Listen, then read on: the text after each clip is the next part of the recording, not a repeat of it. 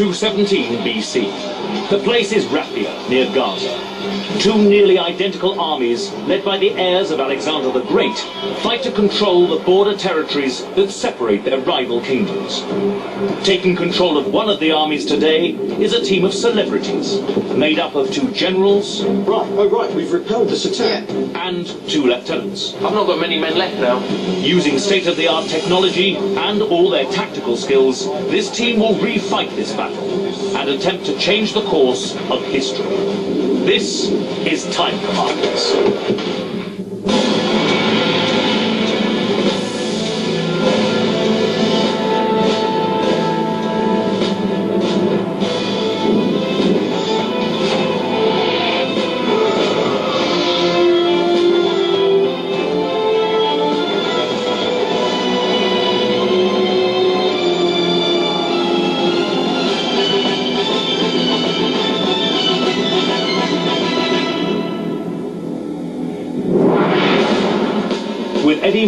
Inside a 21st century military command center and taking control of the battlefield are a group of celebrities. Al Murray, comedian, otherwise known as the pub landlord. Kate Silverton, presenter and journalist. Ricky Groves, Gary in EastEnders.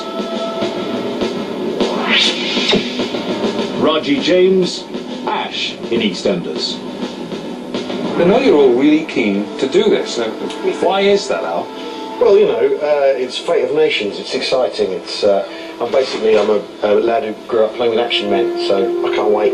You've got quite a military history. Well, not you personally, but in the family. Well, yeah, my father my father fought at Suez and stuff like that, and so I'm sort of interested and into it. And used to go on battlefield tours when I was a kid and all that sort of thing. So, you know.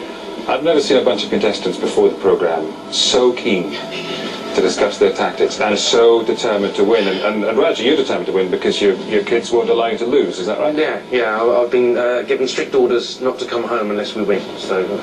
Do you like this sort of thing? You like the risk strategy games? Love it. I love strategy games and computer strategy stuff. So yeah, looking forward to this on a huge screen as well. So that's great. Now, Ricky, we see you living in a war zone all the time. Yeah, most of the time. Yeah. So this is a comfortable arena.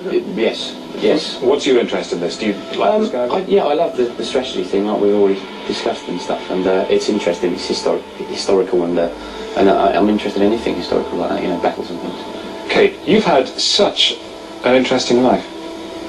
Well, why am I telling you? You know this. You've lived in a kibbutz. You've travelled with the Bedouins in Egypt. You helped build a school and bridges in Zimbabwe. Yeah. You were a national swimming champion, you've got a degree in psychology, you've read business management in Arabic, you worked in the city as a corporate financier, and then, and this is where you went wrong, you joined the BBC as a journalist. It was deeply impressive up to that point. Now listen, our two experts down here, Mark and Eric, have been putting the finishing touches to this battle, making sure it's historically accurate. Gentlemen, if you come up here. Monitoring the team's progress are two military experts. Dr. Eric Nussbacher, Senior Lecturer, War Studies, Royal Military Academy, Sandhurst. Mark Urban, Military Historian and Author. Now, what battle are we going to be fighting? Right, you're going to be fighting a battle called Raphia. It's 217 BC. Now, Raphia is near some of the places you've travelled. It really is on the border of the Gaza Strip in today's terms and Egypt. So it's a frontier. It's not exactly a frontier of civilizations. It's not a war of civilizations. It's a war within a civilization. You are the Ptolemite Egyptians, and there are these other people, the Seleucids, who are both descended from Alexander the Great. And in a sense, you're fighting over his brand. You're fighting over the Macedonian brand. Who gets the trade? Who gets the glory? And of course, in Alexander's terms of his legacy, victory in battle is vital for getting that glory. So you're going to have two well-matched armies. It's going to come down to who can concentrate strength against the enemy weakness to take advantage of the battlefield, shape it the way you want to, and win. Any questions at this stage? Want to call your agents? Who won it? Who won it in 217 BC? Don't think we're not going to tell them that, are we? I'll tell you at the end. Okay, gentlemen. And how. If you go upstairs and watch all this unfold, if you grab hold of those clipboards, this is going to be riddled with clues, so watch everything you see on the big screen. Here's your military briefing. Have a look.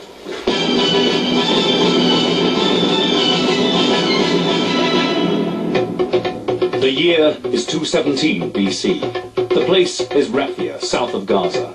On one side are the forces of the Ptolemies of Egypt. On the other, an army of the Seleucid Empire. When Alexander the Great died 100 years earlier, his empire was torn apart as his generals fought to divide his land amongst themselves. The two largest of the new kingdoms, the Seleucids in the east and the Ptolemies in Egypt, disputed the border territories where the two kingdoms met, on the Mediterranean coast of the Middle East. At the core of both armies was the phalanx, heavily armoured infantry with long pikes massed in close formation. The phalanx was used to grind down the enemy, allowing the cavalry to deliver the decisive blow. Although impenetrable from the front, the phalanx was vulnerable on its flanks, or if it lost formation. Both armies also had war elephants, used to assault and disrupt enemy lines. In previous battles, the bigger and stronger Seleucid elephants triumphed over the smaller Egyptian ones. But all elephants have one weakness. They tend to panic in the heat of battle. If they're startled by light troops, it may be possible to drive them back and cause destruction to their own lines.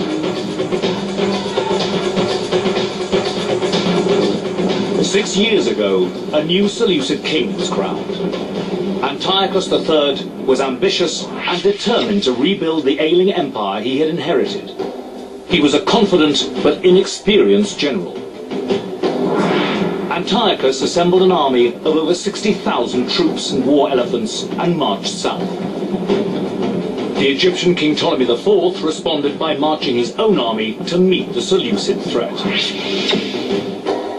Only a couple of years older than his opponent, Ptolemy was a resourceful and charismatic leader, but also inexperienced.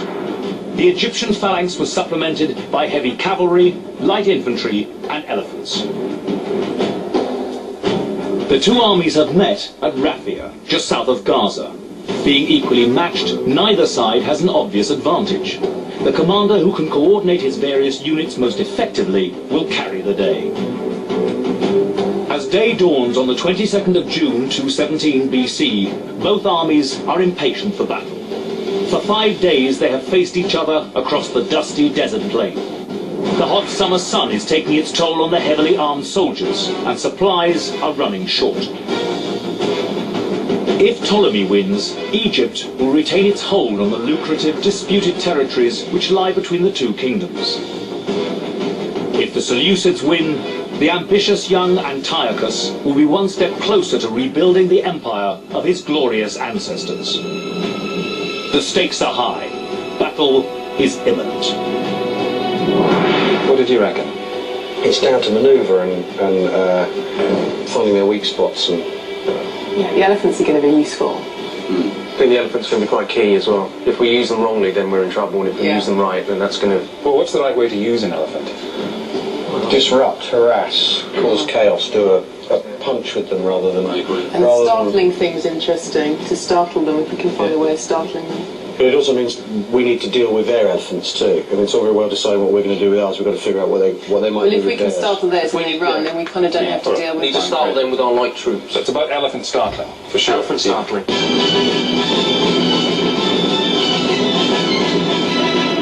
Part 2 of your briefing is to have a close look at the battleground. Here you go.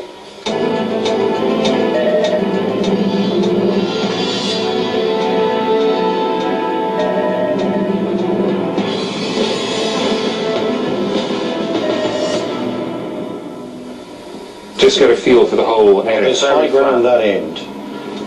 They've got an advantage if that is them over there. If they choose to use it, it's very rocky, isn't it? There's high ground there to the left, which will be crucial, and here. We have to be really careful with the rocky areas, obviously. Is this water here? Depends how high that I'll is. tell you what, would you like a closer look? Yeah, can we have a little look at that? Adam here has got control of the big screen. Adam, may we have a look at what's possibly the water, please?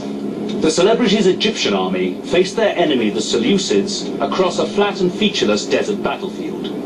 The only discernible landmarks are an oasis and, placed amongst a few rocky outcrops, a